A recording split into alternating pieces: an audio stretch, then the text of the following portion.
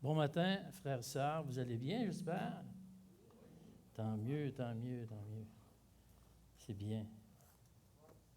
Oui, je vais bien, je te remercie. Oui, ça va assez mal d'arriver à devant et dire non, ça va mal. Là. C'est un peu une coutume, mais c'est bien, ça va quand même bien. Je suis honnête. Bonjour, les frères et sœurs des YouTubers. Soyez la bienvenue à cette prédication ce matin. Et que le Seigneur nous bénisse dans ce que nous allons entendre. Que cela puisse vraiment impacter nos vies, que cela puisse la changer, qu'elle puisse nous apporter un nouvel horizon. Que le Seigneur nous vienne en aide ce matin dans ce que nous allons entendre, de ce que je veux dire et de ce que nous allons entendre. Bien. Nous sommes dans 1 Corinthiens au chapitre 14 et les 25 premiers versets. Et dans le combat de l'Église, dans le fameux combat de l'Église, il existe un combat qui s'appelle les dons. C'est un combat de les appliquer surtout.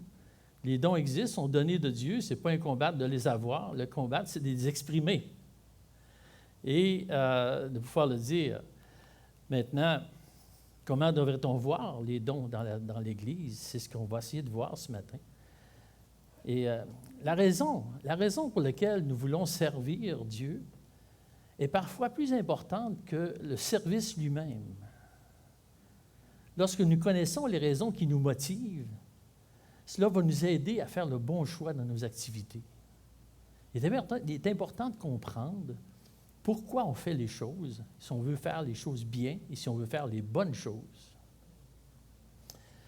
Paul, ici, nous apporte une application au sujet des dons.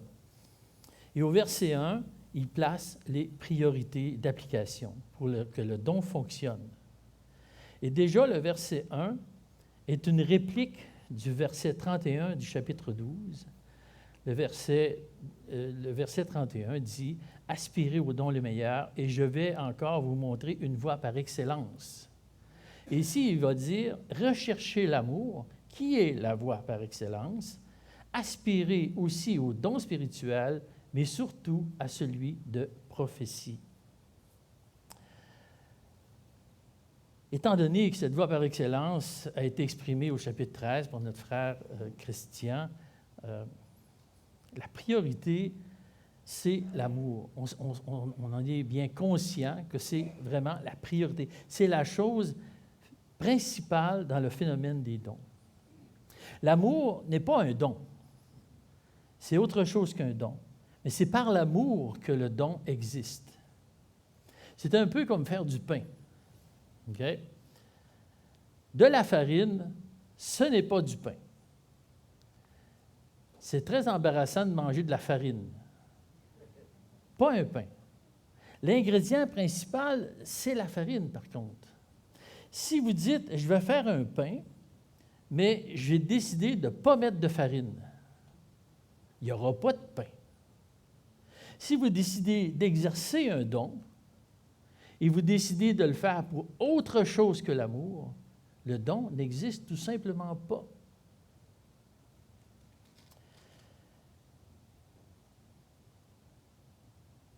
Le don, l'amour ou la charité, qui est la même chose, pour moi, dans ma définition, la charité, c'est l'amour en action envers les autres. Mais c'est la même signification, c'est le même mot. La première question que l'on devrait se poser, c'est qu'est-ce que je vais faire? Pourquoi je vais servir? Quelle est ma motivation à servir? Est-ce que c'est par intérêt personnel? Est-ce que c'est par orgueil? Est-ce que j'ai peur de ce que les gens vont dire si je ne le fais pas? Ou quelque autre raison qui n'est pas l'amour? Tout cela ne vaut rien. Il suffit d'avoir l'amour. Naturellement, rechercher l'amour demande une introspection honnête devant Dieu. Sûrement cela en prière. De rentrer en soi-même et de réfléchir comme il faut sur quelle est ma réelle motivation à exercer ce don. Les versions anglophones NIV mentionnent que c'est de suivre le chemin de l'amour. J'aime beaucoup cette expression, le chemin de l'amour. Et l'ordre dans lequel le texte est avancé est significatif.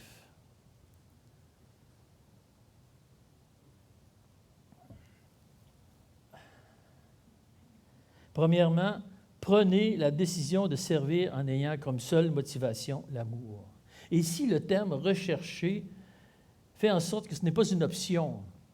Ce n'est pas quelque chose qu'on devrait peut-être un jour faire. C'est quelque chose qui est obligatoire. C'est une obligation d'action, de rechercher l'amour.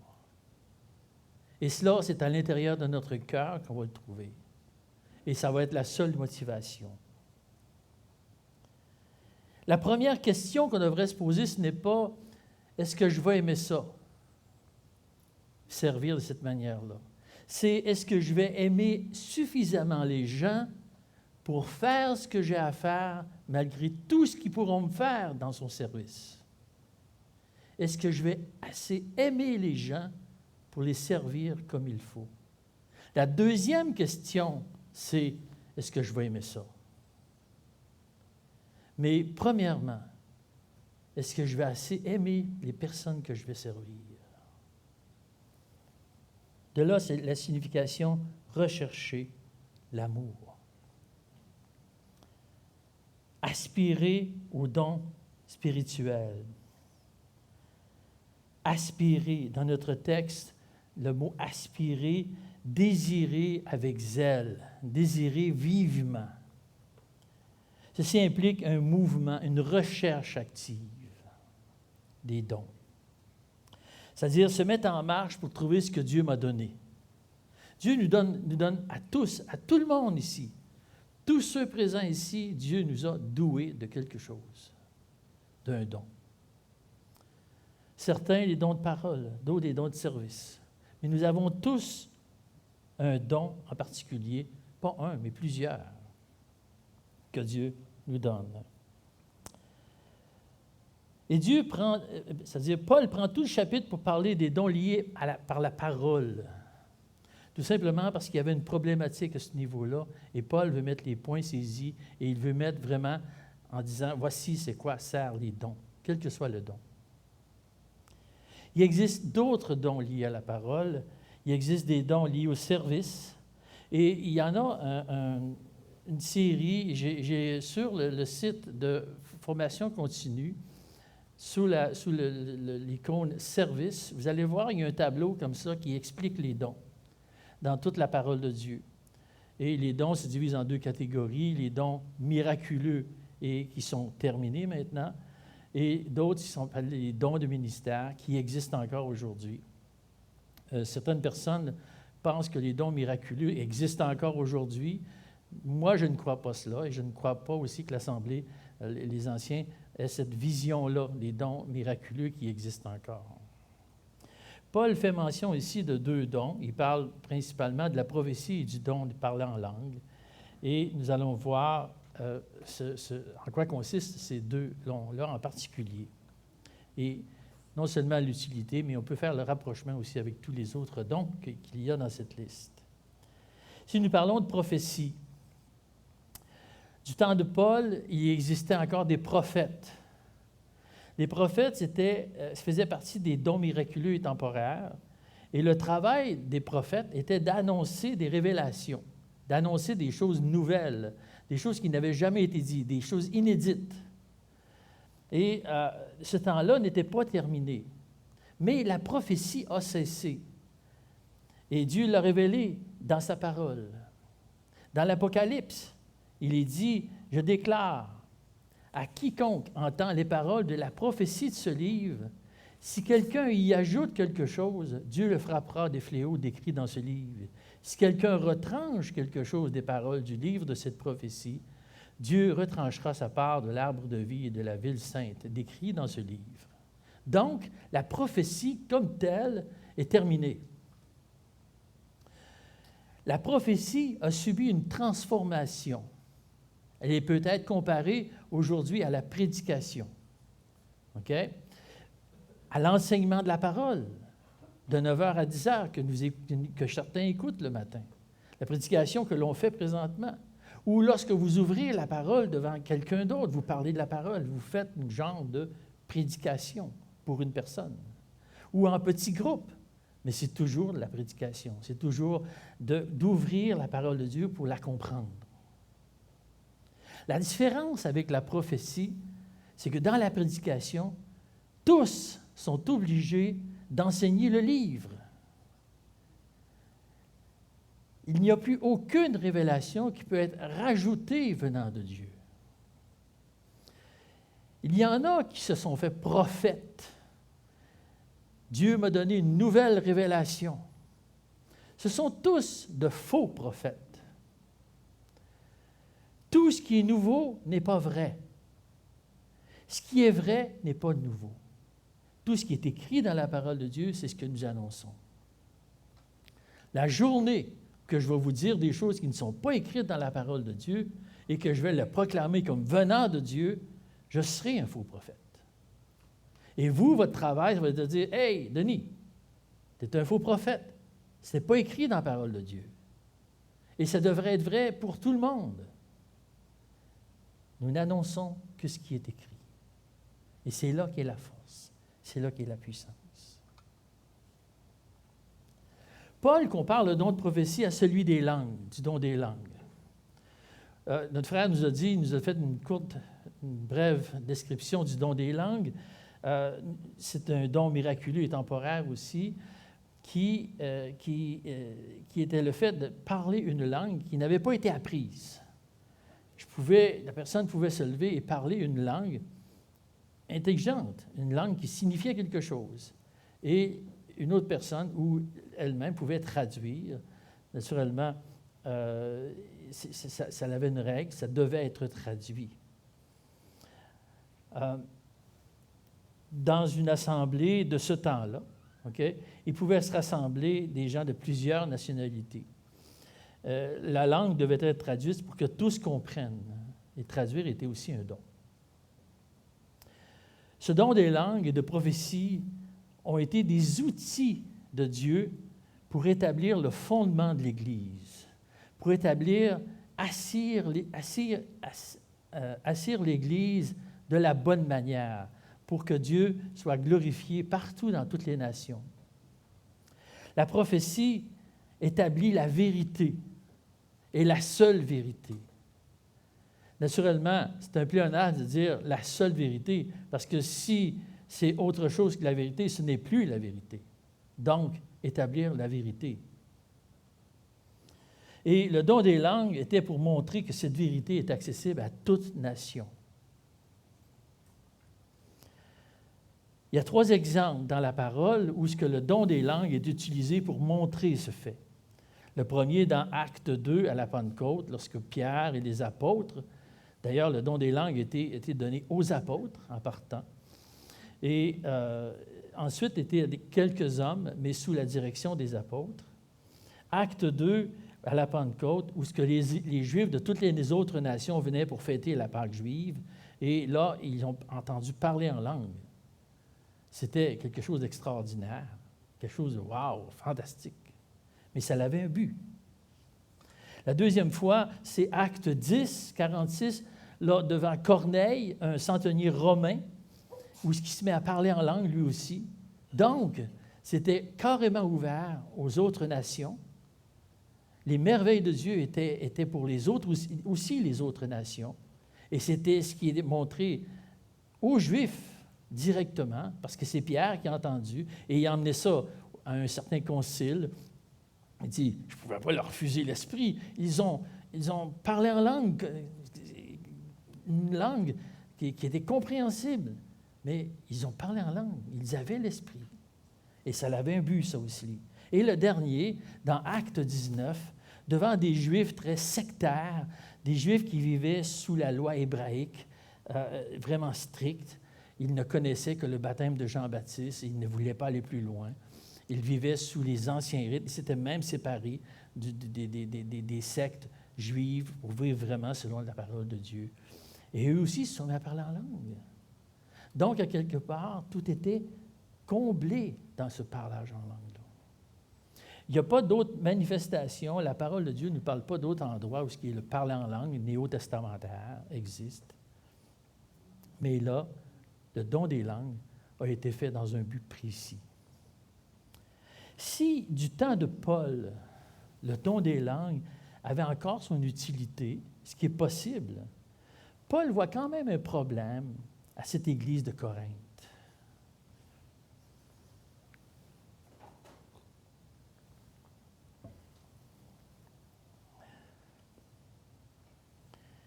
Les Corinthiens donnent à ce don une trop grande valeur.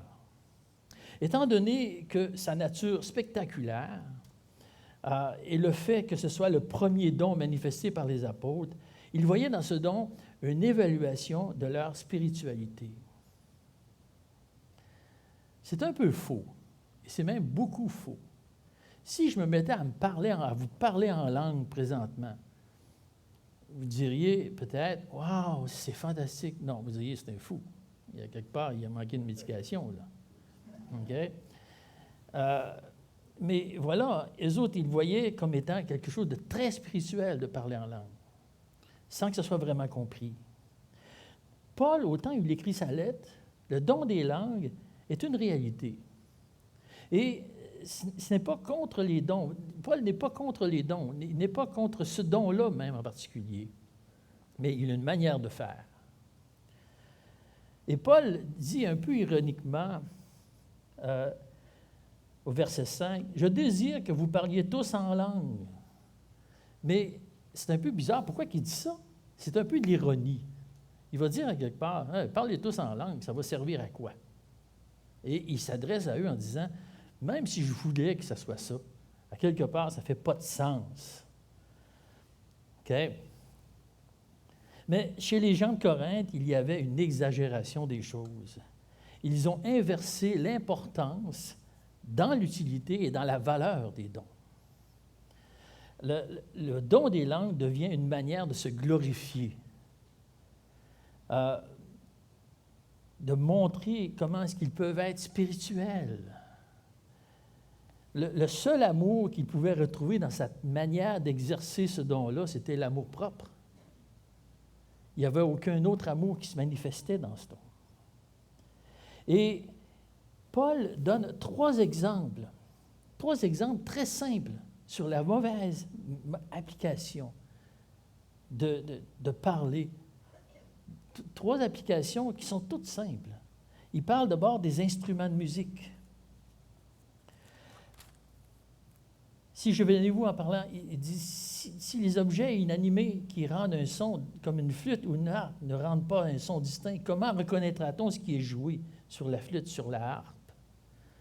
Et si la trompette rend un son confus qui se préparera au combat, de même, vous aussi, par la langue que vous ne donnez pas une parole distincte, comment saura-t-on ce que vous dites? Car vous parlerez en l'air. C'est une belle expression, parler en l'air, ne rien dire finalement. Je crois que beaucoup de politiciens ont se parlé en langue.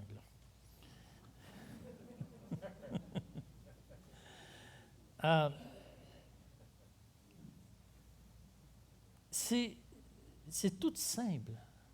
Parfois, les gens voient dans les religions comme étant quelque chose de très charismatique, très mystique, très un peu mystérieux.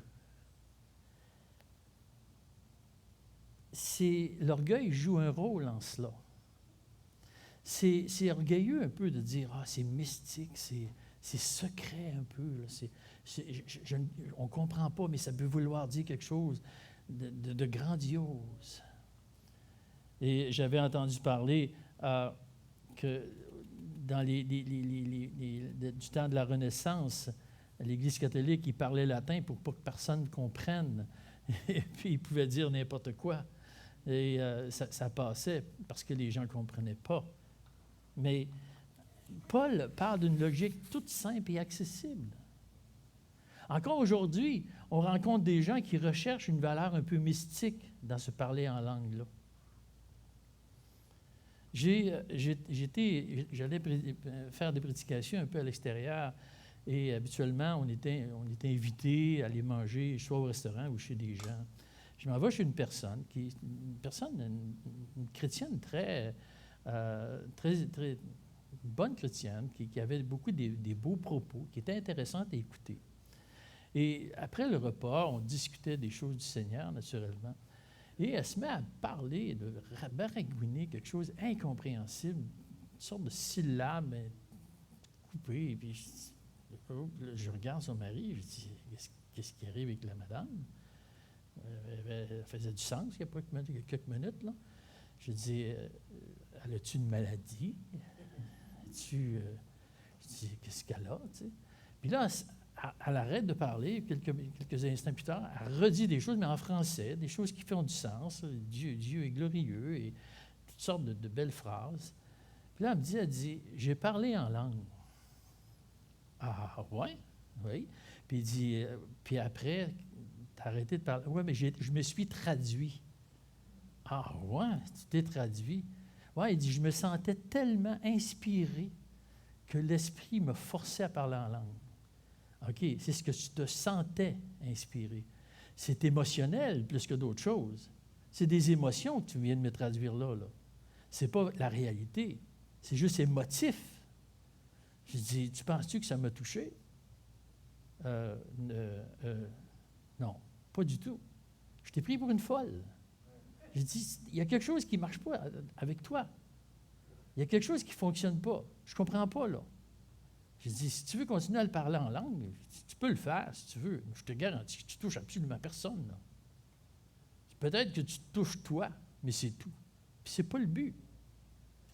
La dame a dit, elle n'était pas vraiment convaincue. C'est peut-être une essaye qu'elle a fait ou quelque chose qui l'a touchée. Elle avait déjà entendu à quelque part, puis elle voulait reproduire cela. Mais elle n'avait pas de vraie conviction pour parler en langue. Et c'est cela qu'il faut comprendre.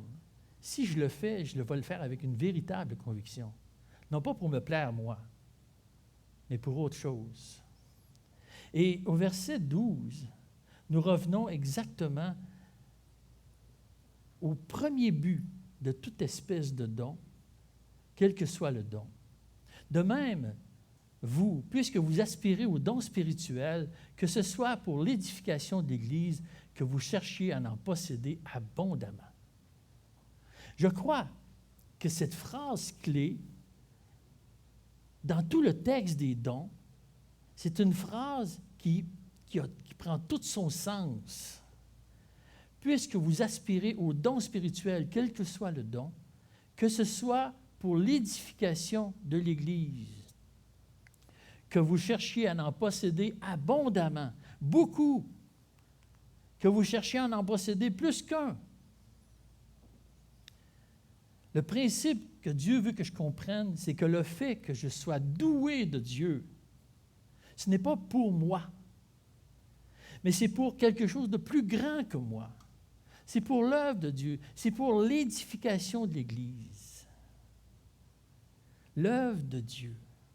Quelle grâce qu'il nous soit rendu capable d'œuvrer pour l'avancement de son royaume. Je suis monté ici en étant craintif. Je ne me sentais pas à la hauteur. Et je priais le Seigneur ce matin pour dire, Seigneur, permets que mon incompétence soit comblée par ta grâce. Permets que mon incompétence disparaisse et que ce soit toi qui parles. Que ce soit pour édifier l'Église, si tu m'as donné le don de pouvoir parler. Et si je puis parler ce matin, ce n'est pas parce que je suis capable, parce que Dieu m'en a doué, tout simplement. L'édification de l'Église, mais qu'est-ce que ça veut dire? C'est quoi l'édification de l'Église? L'Église va grandir, l'Église va progresser, l'Église va maturer à travers les dons qui sont mis en action. Dieu veut utiliser les dons pour que son Église se construise selon la forme que Dieu veut que ça soit. Aspirer aux dons spirituels, et c'est au pluriel. Cela implique qu'il y a plus qu'un don. Et on a habituellement beaucoup plus qu'un don. Il parle à tous les chrétiens de Corinthe. Il ne parle pas à une élite. Il ne parle pas aux anciens.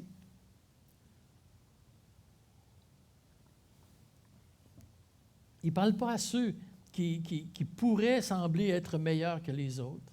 Il parle à tous les chrétiens. Mais ne pas vouloir exercer son don, de dire « Ah non, non, moi, mon don, d'abord, j'en ai pas. Hein? » Ce qui est déjà une contradiction. Mais si j'en ai, je ne sais pas lesquels, puis je ne veux pas le savoir. Ça peut être un point de vue. OK? C'est un peu comme on entend parfois aux nouvelles. Des gens qui meurent pauvres et seuls. Ils n'ont plus rien. Pauvre homme, pauvre femme.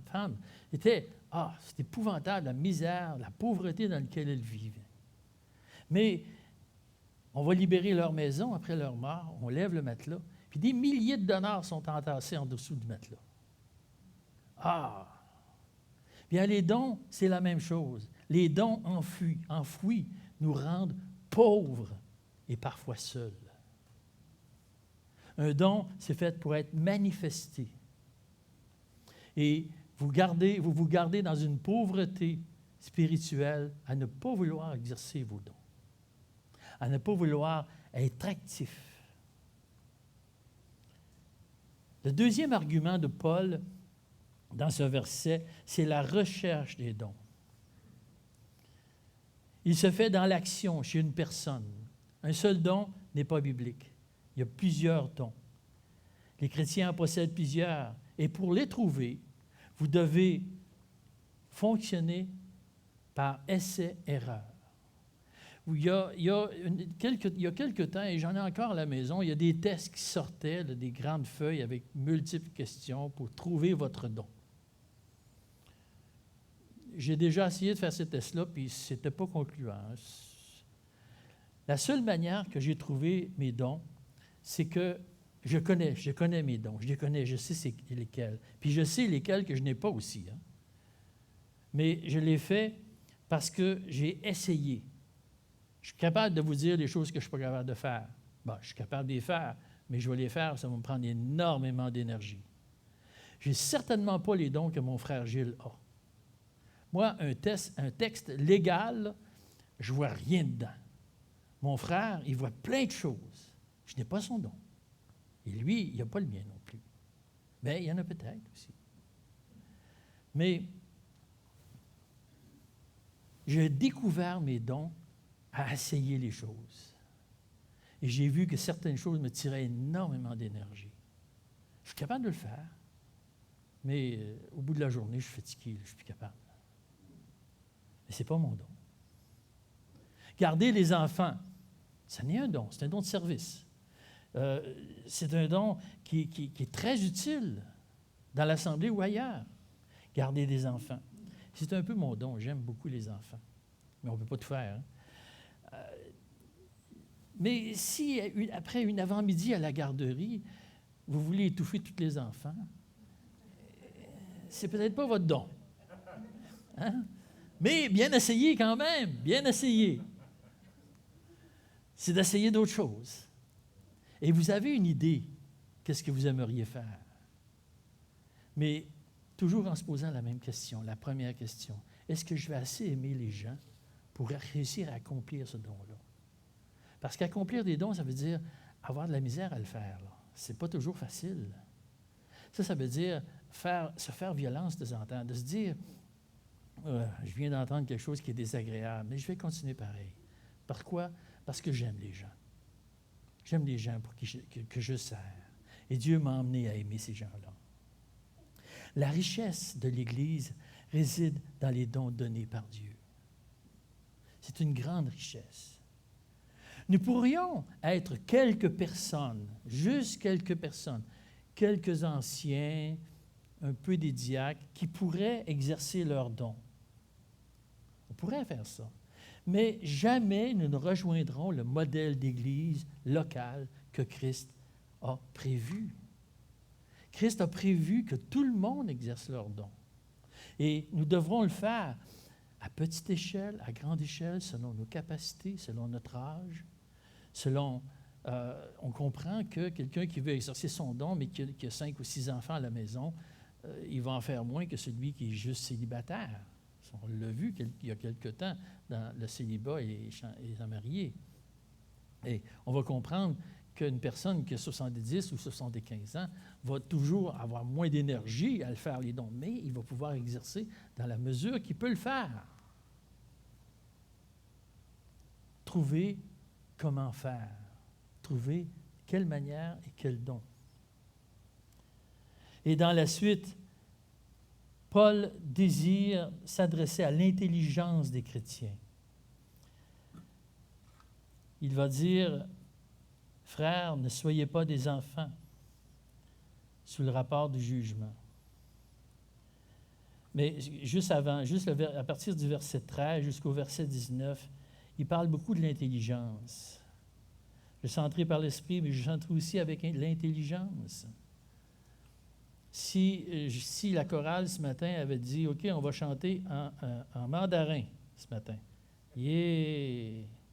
Personne ne dirait amen à ça. Hein? Merci, mon frère. Paul désire qu'il s'adresse à l'intelligence des chrétiens pour l'avancement de la vie chrétienne. Ça me semble une évidence. Romains 12, 2 nous dit « Soyez transformés par le renouvellement de l'intelligence, afin que vous discerniez quelle est la volonté de Dieu, ce qui est bon, agréable et parfait. » Le monde qualifie l'intelligence de plusieurs façons. L'intelligence des affaires, l'intelligence du cœur, l'intelligence économique.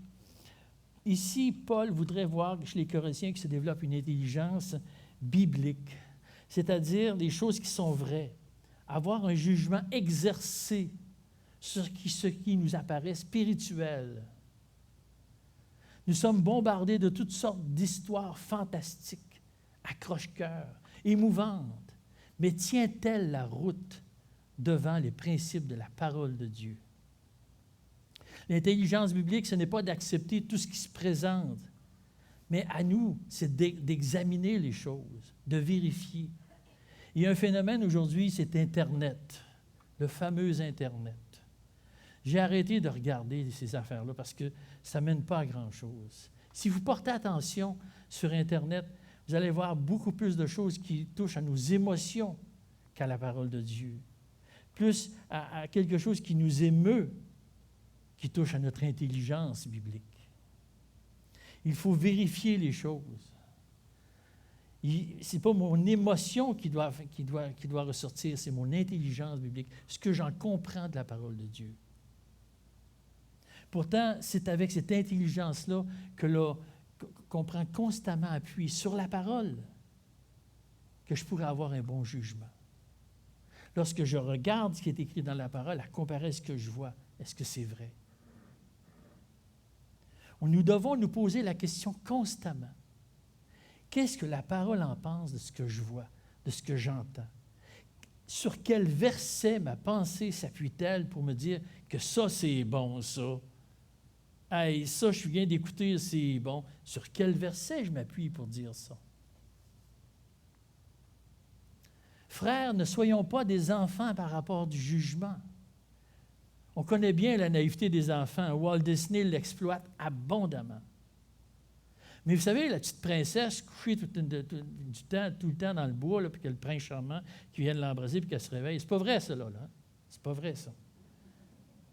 Maintenant qu'on est adulte, on comprend ces choses-là. C'est des belles histoires, mais ce n'est pas la réalité. Paul demande de développer cette maturité par une connaissance de plus en plus profonde des principes bibliques de la parole. Savez-vous ce que j'aime lorsque je monte des bateaux aux enfants? Parce que ça m'arrive, mes petits-enfants, je les emmène toutes sortes d'affaires, toutes sortes de foleries, de choses incroyables. C'est de voir leur raisonnement, leur degré de maturité, leur raisonnement qui se développe. Un jour, ils vont dire « ben voyons donc, c'est même pas vrai. » Ah, tu raisonnes. Ou ils vont dire « Ah non, ça c'est magique. » OK, attends un peu, regarde. Non, tu es encore dans la magie de l'enfance. Le raisonnement, c'est à quelque part, « Wow, attends une minute, là. Ça existe-tu pour de vrai, ça? » Non. Je raisonne, je mature comme un adulte. Et Paul poursuit en citant l'Ancien Testament, au verset 21. 21, il va dire, « C'est par des hommes d'une autre langue et par des lèvres étrangères que je parlerai à ce peuple, et ils ne m'écouteront même pas ainsi, dit le Seigneur. » Il utilise ce verset comme entrant en matière à la signification première de ce phénomène de langue. Le texte mentionné dans Ésaïe 28, chapitre 28, 11 et 12, Ésaïe avertit les Israélites que puisqu'ils ne veulent pas écouter la parole de Dieu qui leur annonce dans leur langue, Dieu va parler dans une langue étrangère, celle des Assyriens, qui envahiront leur pays en imposant leur domination. L'apôtre en conclut que lorsque Dieu parle en langue étrangère, c'est un signe de jugement. Le langage du salut est au contraire celui qui est compréhensible. Dieu a utilisé le parler en langue qui est interprété pour annoncer aux peuplades étrangères le salut de Dieu. Au départ, c'était le travail du peuple juif comme une théocratie. Mais ils n'ont pas voulu le faire. Donc Dieu s'est servi de ce jugement sur son peuple pour annoncer son salut aux nations. Voilà pourquoi il dira au verset 22 que c'est un signe pour les non-croyants. Mais attention, les langues parlées doivent être comprises, sinon ils risquaient de passer pour des fous. Et c'est vrai.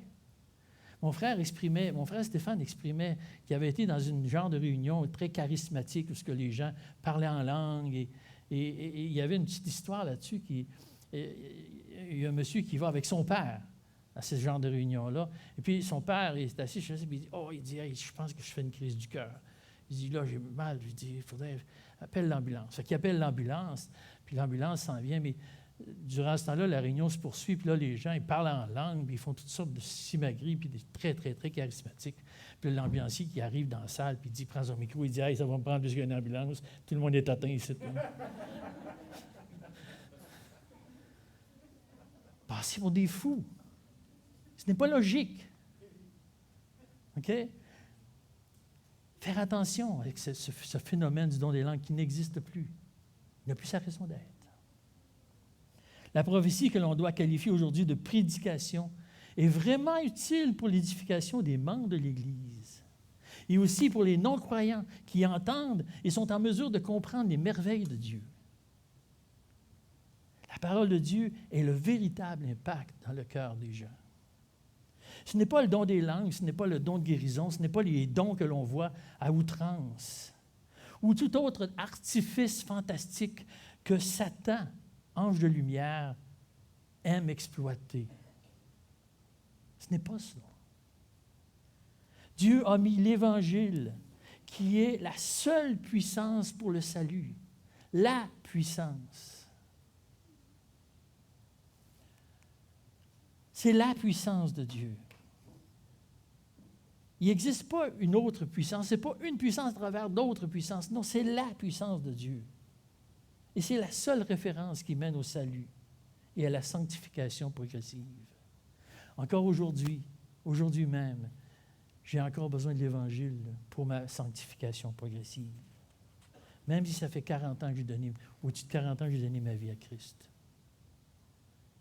Si vous pensez que Dieu a besoin d'une autre puissance pour conduire les hommes au salut qu'il a choisi, je serai d'accord avec vous lorsque vous serez en mesure de me le prouver avec la parole de Dieu.